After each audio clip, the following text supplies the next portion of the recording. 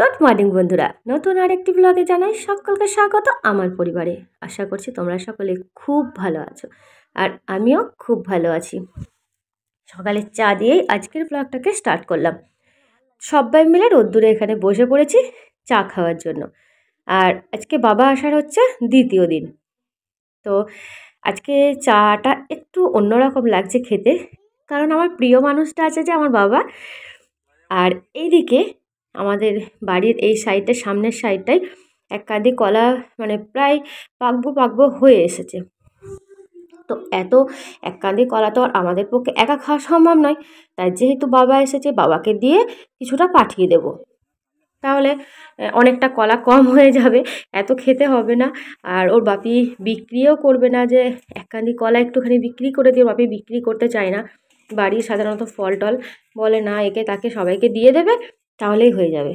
তো বাবাকে কিছুটা দিয়ে দেবো, আর পাশাপাশি প্রতিবেশী যারা আছে তাদেরকেও অল্প অল্প করে কিছু দিয়ে দেবো, তাহলেই হয়ে যাবে।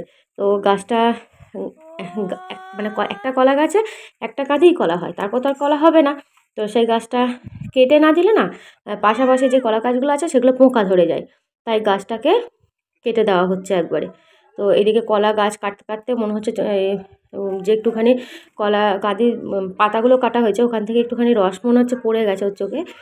তো এই কাঁঠিটাকে এখন বলেছে রোদ্দুরের মধ্যে রেখে দিতে। রোদ্দুরের মধ্যে রেখে দেওয়ার পর সারাদিন আজকে রোদ্দুর পাবে, বিকালের দিকে এগুলোকে কেটে মানে যাকে বসানো বলে, মানে ফল পাকানোর জন্য যেভাবে কারবাই দিয়ে যাকে বসানো হয়, তো সেইভাবে বসানো হবে। তো যেই সমস্ত কলা পাকানোর জন্য আমাদের কোনো আইডিয়া নেই, পাশের বাড়ি একটা দাদা এসে সমস্ত কিছু করে দিয়ে যাবে। তো শীতকালে রোদ্দুরে বসে সবাই একটুখানি খাওয়া দাওয়া করতেও ভালোবাসে, যেমন আমিও ভালোবাসি। এদিকে বাবা বললো ঘরে আর বসে খাবো না, ঘরে প্রচণ্ড ঠান্ডা, আমাকে বাইরে দিয়ে দে। তো ভাইজিকে, ছেলেকে, বাবাকে দিয়ে দিয়েছি। আর এদিকে ওর বাপি স্কুল যাবে, তার জন্য আমাদের এদিকে রান্নার প্রচণ্ড চাপ। আজকে আর তোমাদের সামনাসামনি এসে মনে হচ্ছে আর কথা বলতে পারবো না, মানে আমি তোমাদের সামনে এসে দেখাই দিতে পারবো না, আজকে প্রচুর চাপ আমার। তো এখানে আমাদের সামনের পুকুরটাতে মাছ ধরছিল, তো আমি ছেলেকে বলেছিলাম যে একটুখানি ভিডিও করে নেয়। আমি ছাদের থেকে দেখছিলাম, তো কী সুন্দর দেখতে লাগছিল। তো যাই হোক, ছেলে খুব একটা মনে হচ্ছে ভালো ভিডিও করতে পারেনি, কেমন একটা অন্ধকার অন্ধকার চলে এসেছে। ছেলেকে ভিডিও করে দিতে বললেও ছেলে ঠিকঠাক করে এখনও পর্যন্ত ভিডিও করে দিতে পারে না। তো যাই হোক, যেটুকু শেয়ার করে ভিডিও করে এনেছে সেটুকুই তোমাদের সাথে শেয়ার করলাম। কি দারুণ দেখতে লাগছে দেখো, সেই ভেলার মতন করে ভাসিয়ে নিয়েছে। তো মাছ ধরতে ধরতে এদিক ওদিক করে যাচ্ছে। তো অনেক মাছও পেয়েছিল, সেটা তোমাদের সাথে শেয়ার করতে পারলাম না। আর দেখতে দেখতে অনেকটা বেলা হয়ে গেছে, ওইদিকে বাপির স্কুলও চলে গেছে। আর একেবারে খাওয়া দাওয়া নিয়ে হাজির হলাম ছাদে। তো ছাদে তো খাবার দাবার খাওয়াটা বেশ মজা রোদ্দুরের মধ্যে বসে, কিন্তু এই যে খাবার দাবার নিচে থেকে ওপরে তুলে নিয়ে আসা মুখের কথা নয়। তো দুটো একটা রান্না হলে ঠিক আছে।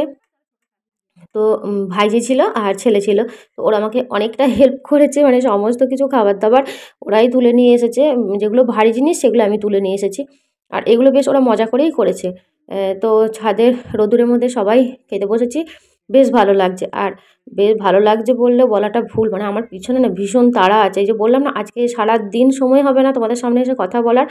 তো এখন আমাকে ছুটতে হবে মেয়ের গানের স্যারের কাছে, গান শেখানো আছে, তো 2:30টার মধ্যে বেরোতেই হবে। আর এখন বেজে গেছে প্রায় 1:40, তো আমি কী করে সামাল দেবো ঠিক বুঝতে পারছি না। আজকে রান্নাবান্না সমস্ত কিছু মাছের আইটেম। আর আমার বাবা না সবজি টবজি করে খেতে ভালোবাসে না, ঠিক আমার মতনই হয়েছে। আমার মতো না, আমাদের বাড়ির সবার মতনই হয়েছে। তো সিম্পল রান্না খেতে বেশি পছন্দ করে। তো আজকে সিম্পল রান্নাই হয়েছে, ধনেপাতার পকোড়া হয়েছে, মাছের ডিমের বড়া, মাছের ঝাল। আর ওই যে ভাতটা দেখছো, তো ওই ভাতটা ওর বাপিকে কুকারে করে দিয়েছিলাম, সেই ভাত একটুখানি রয়ে গেছে। মাছ ভাজা আছে, মাছের টক আছে, ডাল আছে, আর হচ্ছে মাছের তেল ভাজা। মানে আজকে সমস্ত কিছু মাছের আইটেম। তো সবাই খেতে মানে খুব তৃপ্তি করে ভাতটা খেয়েছে এই হালকা সিম্পল রান্নাগুলো। তো চলো চটপট খেয়ে নিই, আর খাওয়া দাওয়া করে সোজা মামামের গানের ক্লাসে। আর এই যে এখানে আলু মাখা চলছে এখন, বেশ লঙ্কা পেঁয়াজ টেঁয়াজ ভেজে বেশ সুন্দর করে আলু মাখা, দারুণ লাগবে খেতে। চলো খাওয়া দাওয়া করে আমি বেরিয়ে যাই, পরে আবার আসছি। কোনো রকমে ছুটতে ছুটতে গানের ক্লাসে, গান শেখানো হয়ে গেছে। তো গান শেখানোর পরে এইদিকে গানের রাস্তার পাশেই হচ্ছে নার্সারি। তো এই নার্সারির ফুলগুলো দেখে না লোভ সামলাতে পারলাম না, ঢুকেই পড়লাম। বাড়িতে এত ফুল গাছ, তাতেও যেন আর মন ভরে না, মনে হয় আরও গাছ বসাই আরও গাছ বসাই। তো চলে এসেছি, মোটামুটি 12টা গাছ আমার নেওয়া হয়েও গেছে। তোর বাপিকে ফোন করে বলো আমার সময় হবে না, 12টা গাছ নিয়ে যাচ্ছি, তাহলে তুমি একটু গাছটা বসিয়ে দিও। তো আমাকে বললো ঠিক আছে তুমি নিয়ে এসো, আমি এদিকে সব কিছু কোথায় কী বসাবে সব কিছু রেডি করে রেখে দিচ্ছি। কি দারুণ দেখতে লাগছে দেখো, ফুলের যেন আর আমার মন ভরে না একটুতে, আরও বসাবো কি দারুণ দেখতে লাগছে। কষ্ট হয় হয়তো এদিক ওদিক করে মাটি ফাটি করতে, কিন্তু তাতেও ফুলটা যখন ফোটে না মনটা ভরে যায়। তো এদিকে বাড়ি ফিরে পড়েছি। তো কলাগুলো বললাম না যে পাশের বাড়ি দাদা এসে কলাগুলোকে মানে পাকানোর ব্যবস্থা করবে, কী করে কী করতে হয়।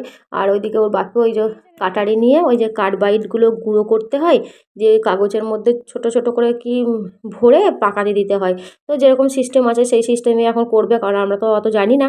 এদিকে বাবাও আছে, বাবা একটু একটু করে হেল্প করে দিচ্ছে। আর দেখতে দেখতে সন্ধ্যাও হয়ে গেছে। তো আনা হয়েছে এখানে নলেন গুড়ের রসগোল্লা। আমার না ভীষণ প্রিয় নলেন গুড়ের রসগোল্লা। আর এদিকে আমার প্রিয় জিনিসটা ভাজা আছে, সেটা হচ্ছে মৌরি। তো রাতে রান্নাবান্না করতে হবে, আজকে রুটি হবে আর হবে মাংস। আর কালকে যেহেতু বাবা বাড়ি চলে যাবে, তো ওরা ওরা বাপ বেটিতে খাবে ভাত, আর এইদিকে আমরা 4 জন খাবো, মানে বাবা, ছেলে, ভাইজি আর আমি খাবো রুটি। তো এখানে রাতে রান্নাবান্নাও একদম পুরো রেডি। হালকা পাতলা করে বাবা বললো একদম হালকা পাতলা করে কর চিকেনটা, একদম হালকা পাতলা করে চিকেনের ঝোল আর হচ্ছে রুটি, আর অবশ্যই আছে সাথে নলেন গুড়ের রসগোল্লা। আর ওইদিকে সব হাঁড়িতে ওদের ভাত আর ভিনেগার মানে একটু একটু মাছের টক ফক সব রয়ে গেছে, যেগুলো খাওয়া হয়নি। তো চলো আমাদের মোটামুটি এখানে সব কিছু খাওয়া দাওয়া রেডি। এবার অনেকটা বেলাও মানে রাত্রিও হয়ে গেছে, 9টা প্রায় বেজে গেছে। চলো এবার খাওয়া দাওয়া করে নিই, আর এর সাথেই আজকের ব্লগটাকেও শেষ করব। আবার দেখা হবে নেক্সট ব্লগে। তো অবশ্যই নেক্সট ব্লগে তোমাদের সামনে এসে কথা বলবো, আজকাল সামনাসামনি এসে কথা বলা হলো না। আজকের মতো এখানেই টাটা।